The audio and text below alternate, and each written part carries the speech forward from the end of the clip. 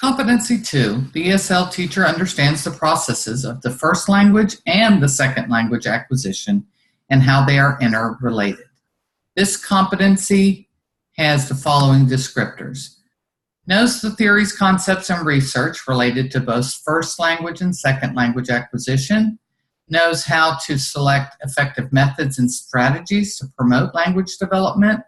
Knows cognitive processes, including memorization, categorization, generalization, and metacognition that's involved in synthesizing and internalizing language rules and assists with L2 acquisition, and understands the interrelatedness of the first language and the second language and how the first language affects the development of the second language, and knows common difficulties, for example, idiomatic expressions, L1 interference in syntax, phonology, and morphology, and effective strategies to help students overcome.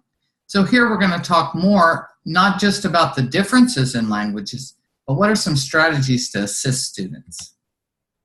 Our first language follows a process. It has developmental stages and has been studied by many psychologists. Basically, language is developed related to concept development. And I'm going to go quickly through these slides because the main thing that you know is that language develops in a very predictable pattern, okay, your first language. So no matter what culture, what language, all babies kind of follow the same process, okay? Obviously there are individual differences, but in general, at about 12 months, a child begins babbling, okay? At 24 months, the child is usually saying at least some words. By 4 years old, they have some features of adult language that could be even unique to that child. By 60 months, or 5 years, the child's making errors by overgeneralizing. So once they learn that really that there's the past tense, by adding ed, for example, I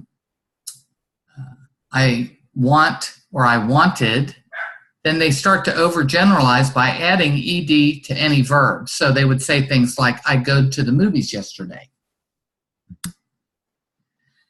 By kindergarten or even first grade, then they're uttering very original sentences. When I get big, I'm going to be an astronaut. That's also a complex sentence. It's not just a very straightforward.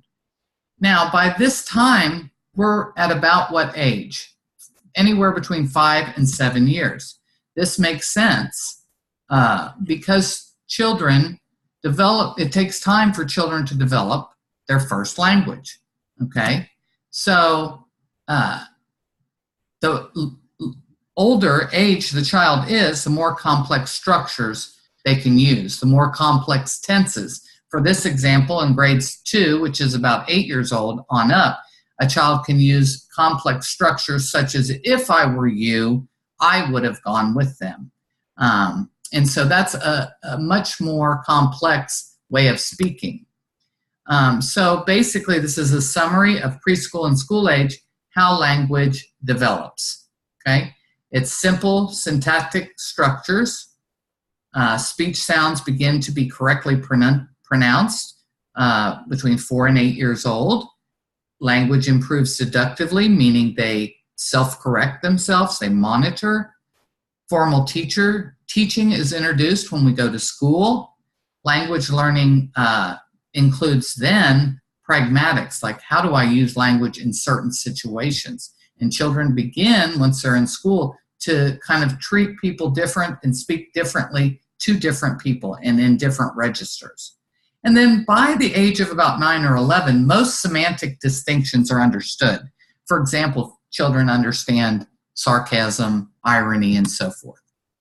So the theories of first language acquisition, these are some of them, behaviorism, nativism, and cognitivism, you've probably heard about from your psychology courses in school. These are theories that there's a natural development in language, and these theories apply when we're learning our first language. Well, guess what research shows? Research shows that learning a second language is A, similar to the first language, or completely different? What do you think? If you said similar, then you would be correct. Our L2 acquisition, or the learning of a second language, follows a very similar process, and it does involve both social interaction and concept development. And so, of course, how we developed our first language and how strong that is has a very extremely important and positive effect on our second language development. There are different ways of learning a second language. There's an acquisition, and then there's learning. When we learn our first language, we acquire it through practice, and we do not learn formally until we reach an age where we're beginning to read and then be formally instructed in school. When we're learning a second language, typically we are learning that language mostly being taught.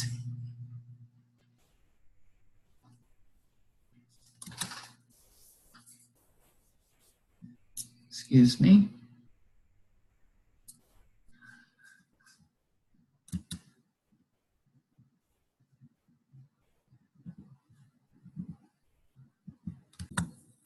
All right, I apologize for that. My dogs were having a commotion. So we acquire language as it's developed in a natural way, and it's subconscious, really, while we learn officially in school. And learning about a language lets us know about the language in a conscious way. So a child acquires a language at first. They pick it up. It's subconscious. It's implicit. And formal teaching really doesn't help. It just has to happen over time. Whereas learning involves the formal knowledge, it's conscious, it's explicit, and formal teaching does help. The process of language acquisition isn't really linear, although there are definite stages, and it's a process. You don't have to master each discrete point in a language. In other words, you don't have to understand verb tenses in order to then be able to put sentences together, because it's a process and it's fluid. So one of the terms that we hear is the iceberg when we talk about language, because we have two types of language, and this is an important point and most likely will be on the test. BICS is called Basic Interpersonal Communicative Skills, and it has to do with social language. You may have heard of this as survival language. This is getting by. This is the language you use to ask for help, but also to make friends. Whereas CALP is Cognitive Academic Language Proficiency, and it's academic. You really only use this at school or at a job, and it's much more difficult to develop. So the reason that we have an iceberg here is that BICS is what we see on the surface, what we see kids do in the hall, or what we observe. But BICS is like an iceberg, and it's underwater. So the majority of an iceberg is actually underwater. We can't see the part of it. They say oftentimes it's as much as 90% underwater. So when we see students that seem fluent but yet aren't performing well in classes or with academic English, this is often the reason why, because of the time it takes to develop cognitive academic language. This theory was developed by a researcher named Jim Cummins. So BICS is casual, practical, social. It's used every day, and it's very context embedded. There's lots of clues. It takes a person anywhere from 2 to 3 years, some people even less, to achieve fluency. The purposes are a variety, but basically just to survive, to get along, to make friends, to be social. Whereas CALP is academic, it's much higher level vocabulary. It's what we use in school, and it takes much longer, 5 to 7 years to reach fluency. We use CALP in comprehending written tests, producing written text, taking tests, working in school, working in an academic environment, and to conduct research. So when you see teachers say, I don't know why Manuel insists, or the teacher insists Manuel doesn't need ESL because he's fluent, he may just be fluent in basic interpersonal communicative skills. So when we look at the time, this graphic has to do with students that are learning English as opposed to students that are native English. So the native speakers have the dotted line and the ELLs have the solid line. And you can see that ELLs are trying to catch up with a moving target, right? The native English speakers are also learning language, but the ELs are trying to catch up, and this is the time frame in which it takes. We have another, what we would say, a theory about the common underlying proficiency, and this is Jim Cummings as well. What he talks about is we have an iceberg in both languages. So we have our first language on the left, our second language on the right, and what we see on the surface of that is that basic language that we get by with, that we use in our social environment. We also have cognitive language underneath.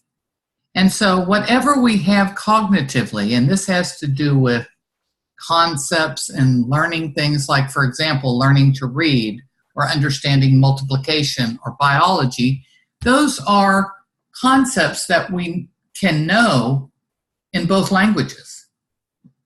For example, we don't learn to read twice. Once we understand how to read, how to look at words and put them together in sentences, and how to sound out words, how to comprehend, we don't learn that again. We learn English. And we learn basically vocabulary to allow us to use those skills. So our content knowledge and our concepts really exist under, the surface and are accessible in either language. So once I know how to multiply, even if it's in German, I know how to multiply, right? I don't need to learn to multiply again. I need the vocabulary to be able to express my knowledge about multiplication. So we used to have this separate underlying proficiency model where the languages existed in two separate places, but now we actually know that we have this common underlying proficiency, which means we have this knowledge that exists, and then it's expressed or produced in two different languages, but it still comes from basically the same part of the brain, the knowledge. So we're going to talk a little bit about some hypotheses and teaching approaches that deal with second language acquisition. This is something that most of you are not familiar with, and you may need to study more and delve in a little bit deeper. So we have several things from Stephen Krashen. We have his acquisition versus learning theory, which we talked about, how we acquire a language by being in the environment. For example, if I went to Mexico and lived for a summer, I would acquire some language naturally, as opposed to learning language by studying it in school or so forth. And actually, I don't think that I mentioned this before, but the best language learning is a combination of both. It's knowing about a language and formally learning about it, and then acquiring it through exposure. That's the most effective way. The natural order is what we were talking about when we said languages follow a process. It's not linear by any means, but it is a process. And there's a natural order to how things are learned. And then the monitor hypothesis is that students will only begin to monitor their own language as they become more fluent and internalize the language. In other words, they need to learn to self-correct themselves, and they do that through exposure. An example I use is, even though I may have known that I should say Gretchen and I went to the store, I would say me and Gretchen went to the store, for example. And my mother would always correct me. She wouldn't say why that was incorrect. She'd just go, you mean Gretchen and I went to the store. And the first couple times I paid no attention and I kept doing it, but eventually I internalized, okay, I may not even know why, but I internalized that that doesn't sound right anymore when I say it. And so I corrected myself. That's monitoring your own, it's metacognition, if you will, but it's related to language. And the input hypothesis has to do with comprehensible input, which means students have to receive input that's comprehensible, understandable, in order for them to be able to learn language. And then the affective filter has to do with how a student feels in an environment. Do they feel safe? Do they feel welcome? The affective filter needs to be low for students to learn. They can't be worried about being ridiculed or made fun of, or they can't be afraid and really learn. We have to lower the affective filter so that they feel safe and are ready to learn. So here's that spelled out sort of in different language. Comprehensible input is sometimes written with an I +1, meaning your input is comprehensible, but it needs to also be one step above where you need to be. For example, if you're only providing me input that I know and that I understand, I'm not really paying close enough attention. I'm not challenged. Krashen said that not only do you have to make it comprehensible, maybe through visuals and modeling and so forth, but you have to make it a little bit beyond my reach for me to be learning at my best capacity. In other words, not so far away that I tune out and I say, whoa, I can't understand anything going on, but a little bit challenging so that I have to work at it a bit. And so that is the input hypothesis and why it's represented by I for input +1 for challenging. The affective filter, as I said, has to do with the climate of the classroom. So here's more information about this. A practical application of the acquisition learning hypothesis is, having students learn language with an authentic purpose. It makes the students to acquire the language rather than just learn about it. It's the same idea as copying definitions out of a dictionary as opposed to having to use certain words in sentences or in activities and so forth. One is much more effective than the other. Practical application to the natural order hypothesis can be introducing language structures that are easier and then scaffolding the more difficult concepts. Because we know that even babies start with babbling and then one-word responses and then forming structures or sentences that are incorrect and then correcting those. We do that with the second language as well. We expect people to acquire language in a certain sequence. And not that we stay within that and we don't ever challenge them, because as we just said in the input hypothesis, you want to challenge students. You want to encourage them to do more than they're capable of, and that's how they grow. But the natural order allows us to know where students should be and how we can work with them and experience growth. Monitor hypothesis, remember, is learning to teach students to monitor themselves. Well, they don't really learn that just on their own. In other words, they make errors and we correct, and the way in which we correct has a lot of influence on the learning. So for example, it's better if you're correcting an error to just rephrase it, not to stop and say you made a mistake and here's why and here's the rule and then correct, because then they're maybe caught up in not understanding the rule or being embarrassed because they were wrong or intimidated. Instead, they say, I go to the movies, and you say, oh, you went to the movies yesterday. You have corrected them, but without a threatening message. Now, after you do this several times, hopefully, or maybe it's not just you, but other people doing it as well, the student picks up on it and makes that change. But there are times that students don't make a change, and we do have to stop and explain why. But it's being careful to balance that error correction between just rephrasing and when we really need to point something out to a student. The input hypothesis, a practical application, would be providing as much comprehensible input as possible. You want to make sure that what it is you're teaching, the student gets, or at least has an idea of what you're talking about. And you may have to simplify language or provide supplemental resources or materials or visuals, all those things, in order to make it comprehensible for the student. So there's another communicative theory that's social cultural by Vygotsky, and you probably learned about this in school. It's not just related to ELLs, it's for all people.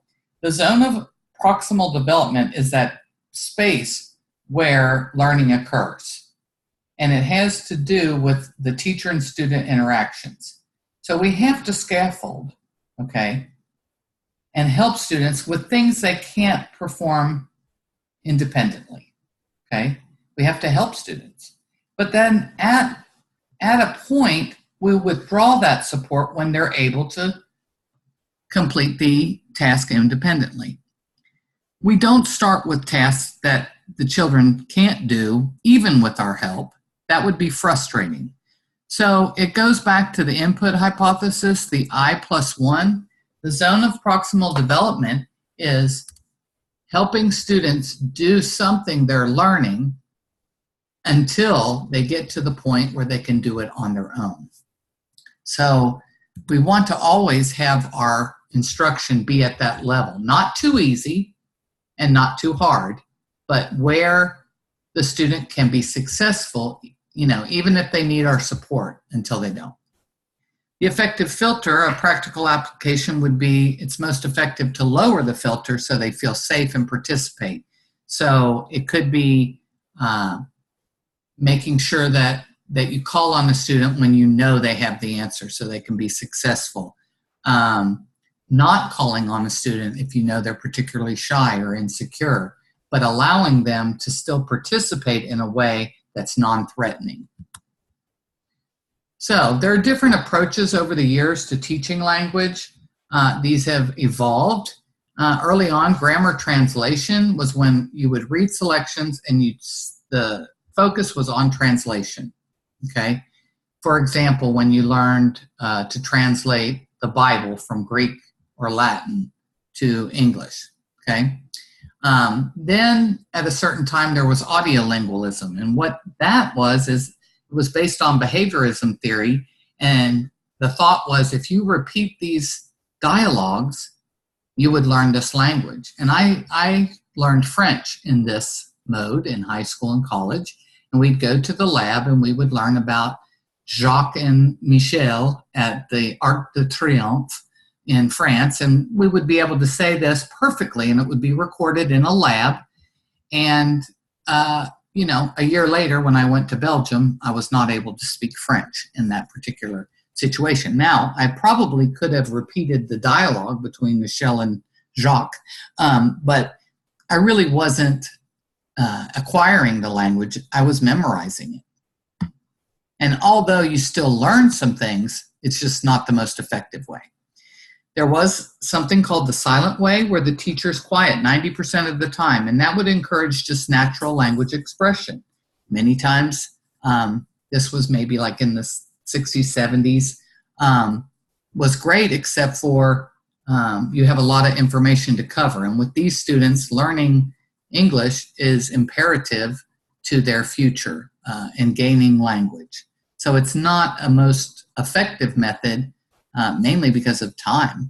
Suggestopedia was just making a atmosphere where you wanted to participate in language learning. Also, very lowered the effective filter very well, but there's no structure or real planning in terms of what we're going to learn. TPR was developed by James Asher, and it had to do with students following simply stated directions using controlled vocabulary.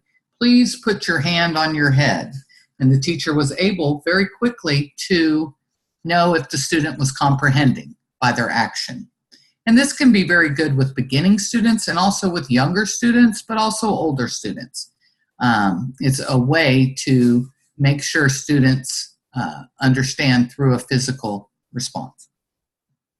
There was also the direct method, which is still used in some cases. It's immersion in the language. It's usually grammar-based, and one example of it is Berlitz. So if you need to learn Arabic before you go on a mission or take a job in an Arabic-speaking country, Berlitz would probably be what you would do because you could learn as much language as quick as possible.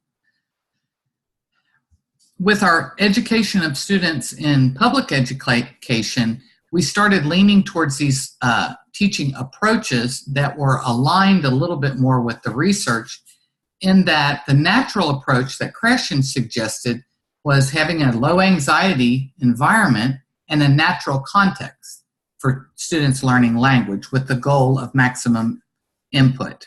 Okay, so it incorporated both social and cognitive language in a stress-free environment, and that has been very effective. CALA is a method that stands for Cognitive and Academic Language Learning Approach. It's mainly used in California, but it was very popular, and it focused mainly on academics and strategies. Okay, sheltered instruction can be a program or techniques, but it makes content comprehensible while learning English. The importance with sheltered instruction is that we teach English through the content areas. One of the models of sheltered instruction is called SIOP. You may have heard of that. That's a very prescriptive way of implementing a program within a school. It focuses on content and language objectives, and you may have some schools that actually have a sheltered biology class or a sheltered course. And when that happens, typically it's a smaller group of students that are at high need, working with a teacher who's trained to work with those students. Here's some other factors about CALA and what assumptions it's based on. It's really about cognition. Social interaction is obviously important. Also, the zone of proximal development is important, that students are not frustrated or bored, and the input hypothesis, that you provide that comprehensive input, but at a level that challenges the student. Another thing that's important is that language is interdependent on each other. What we have in the first language is available for transfer to the second language, and vice versa. If we learn something in the second language, we can transfer that to our first language. And this is really important because, remember, we know our concept knowledge is located in one area, but our delivery is in the two different languages. So if we have both of those developed well, then students are performing at the best that they can. So as we learn our second language, there'll be features of the first language present. So it's natural to expect errors. Okay, when students make errors, that's a perfect teachable moment for teachers to assist them. This is, by rephrasing, but oftentimes also explaining, oh, you said that this way because in Spanish, that's the word order that you would use. In English, we say it this way. And then you're sharing that, and a student can learn something that they can apply in other situations. We have interference sometimes between the language. And in this case, this is negative transfer. In other words, in general, what we know in the first language, whether it be concept or language, can transfer to the second language. But sometimes we have a negative transfer, meaning something that will make it confusing for us. And that lies in teaching pronunciation, sound differences, how we produce sounds, how syntax is, how there's differences in word endings and prefixes and suffixes. Sometimes those present a challenge, and we call that negative transfer. In other words, it makes a student make a mistake solely based on the fact that in their language, it's different. So to kind of summarize, the students rely on their first language for knowledge in their second language.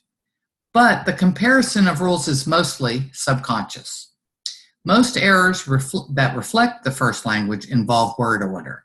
So the house blue instead of the blue house is an example of that. The first language also has a substantial influence on the second language in the area of pronunciation.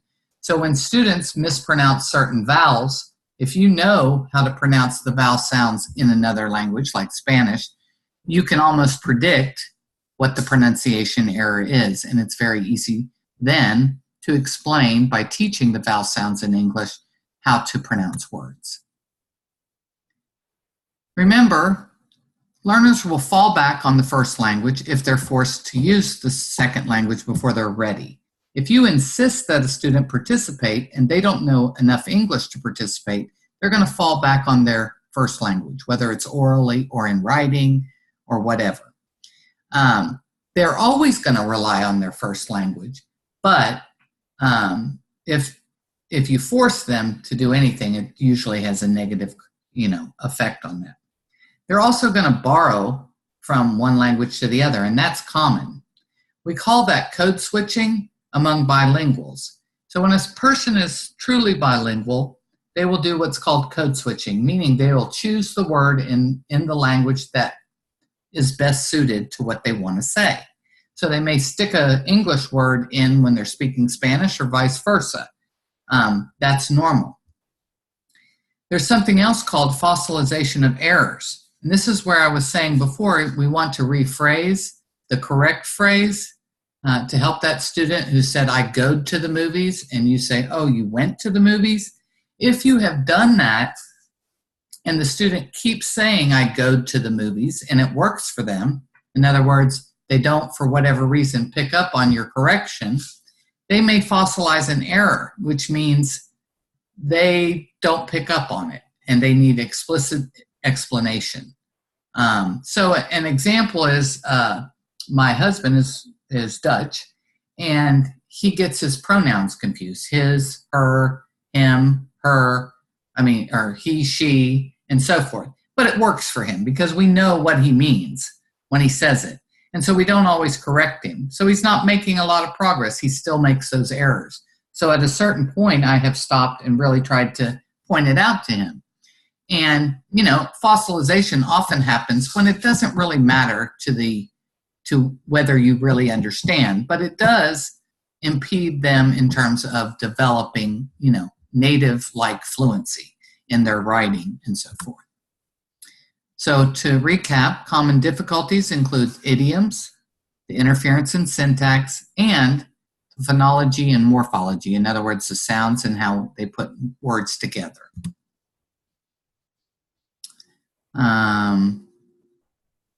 This is really repetitious, but one of the points I would like to make here is not only does the language, but the skills transfer and maintaining the first language and literacy at home correlates positive, okay? So you hear some people say, oh, if they go back to their home country and only speak Spanish, they're going to lose all their English.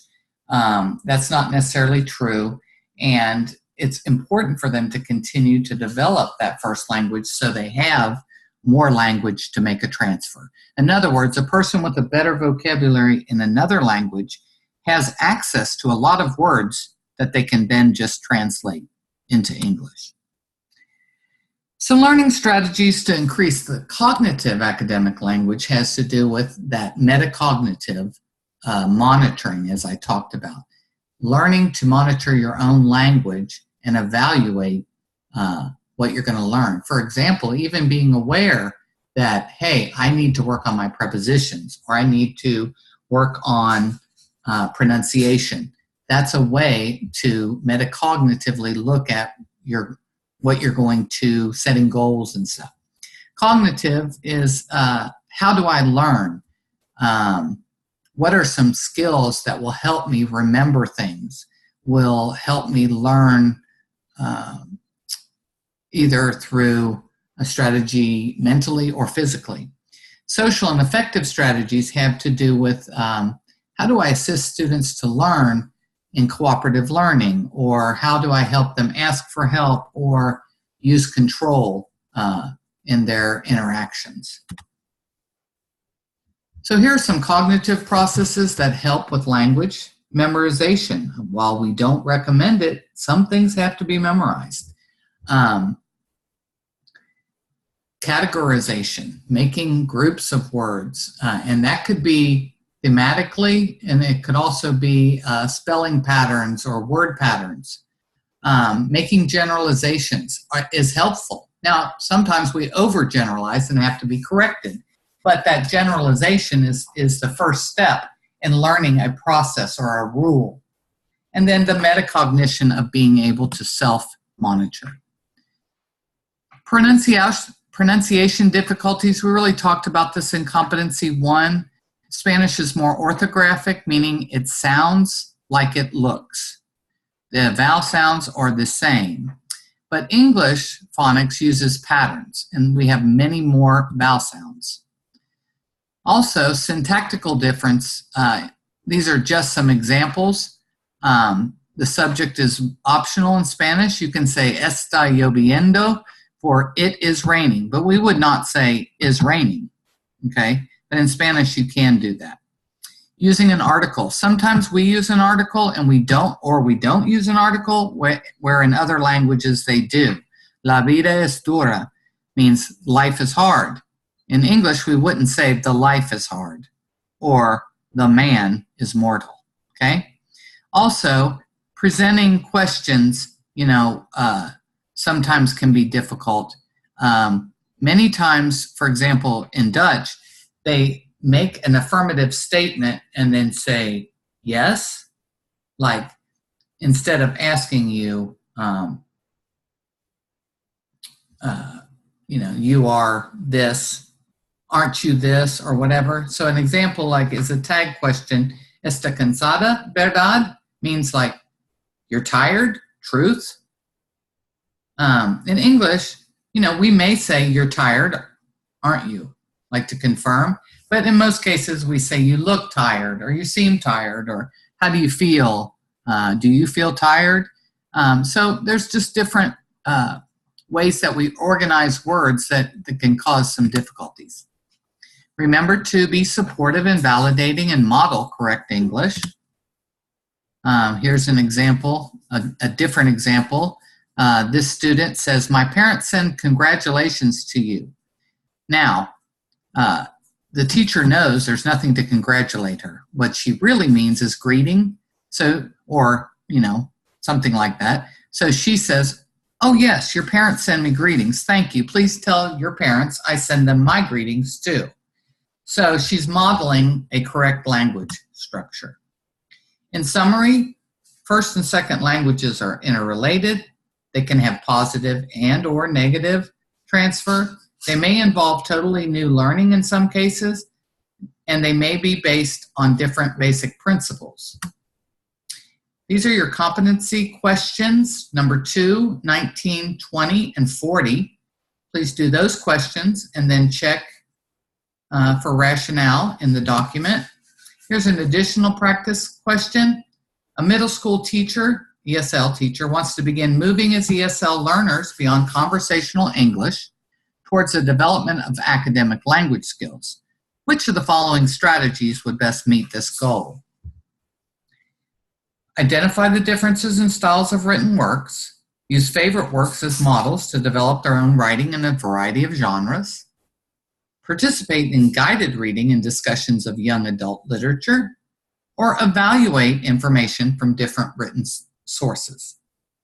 So, when you look at a question, it's best if you eliminate the wrong answers. And so looking at the question and deciding what they're asking will help you narrow down to the best answer. So here we're talking about conversational English and moving towards academic, okay? So the first, second, or A, B, and D all deal with written. skills. And they don't really focus on that moving from conversational English to developing our academic language. The only one that really is comprehensive like that would be C, participate in guided reading and discussions of young adult literature. We know that language will be academic, and it will give them opportunities through discussion and reading to improve that. So that would be the correct answer. Another question, in most cases, basic communication skills develop more rapidly than academic skills. Which of the following scenarios best illustrates this phenomenon? A, the student can use common idioms and slang but cannot conjugate verbs. B, a student demonstrates perfect pronunciation but frequently omits articles and prepositions. C, a student speaks fluently but is having difficulty understanding content area lectures. D, a student can read short stories but they cannot summarize them. So here in the question, what are we asking? We're talking about BICS versus CAP and the fact that one develops quicker than the other. So looking at these scenarios, looking at A, that is not necessarily true. Remember, conjugating verbs is academic, but idiom and slangs are also difficult for English learners. B, perfect pronunciation and omitting articles and prepositions, that really has more maybe to do with not really understanding structures, grammar structures. The student speaks fluently but is having difficulty understanding content area lectures. That is more aligned with speaking, basic communication, and not being able to understand maybe the content area lecture. And the same thing with D. If the student can read short stories but can't summarize them, that could be a variety of reasons. So C would be correct. Thank you.